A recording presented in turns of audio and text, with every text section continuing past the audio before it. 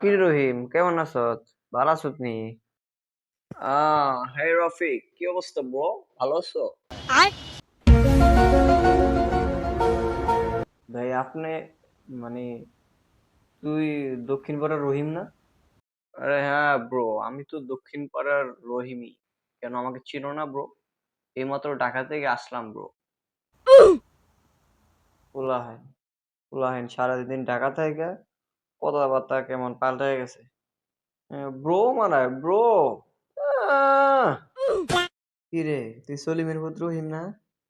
হ্যাঁ, বাড়িতে বড় হয়ে গেছ দেখা যায়। চুল মূলে বড় রাখছ। হ্যাঁ, কোন ক্লাসে পড়স? হ্যাঁ, পড়ালেখা কেমন চলে? ফার্স্ট টাস করস নি? হ্যাঁ, নাকি নাকি বাপের মতো ফিল করস? তোর বাপে তো ফিল করতে করতে গেছে, তুই পাস করস নি? জি দাদা। ও দাদা, পড়ালেখা ঠিক মতোই করি দাদা। এক বিষয়ে শুধু ফেল করছিলাম দাদা। আর এমনি প্রতিবারই পাশই করি, এক বিষয়ে এবার শুধু ফেল করছিলাম দাদা। এক বিষয়ে ফেল করছস? কে? ফেল করবি কি লিখা?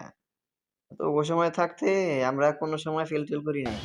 যে পড়ালেখা করছি আমগো তো স্কুল ছিল অনেক দূরে। হ্যাঁ, নদী দিয়ে হাঁটতে যাইতাম, সাইকেল আছিল না, রিক্সা আছিল না, কিছু আছিল না, হাইটে হাইটে যাইতাম। এই 10 মাইল দূরে হাইটে হাইটে হাইটে যাইতাম ওই সময়। তোরা এখন সব পায়ও তাও ফিল করস, আমরা তো ফিল করতাম না, জীবনেও ফিল করি নাই আমরা। অনেকদিন পরে বাসায় বিয়ে নিয়ে সিরিয়াস হয়েছিলাম। বলছি বিয়ে করে দাও, নাহলে কিন্তু বাসায় ভাত পানি কিছুই খাবো না। বলছি বাসা থেকে সুন্দর করে বেড়ে যেতে।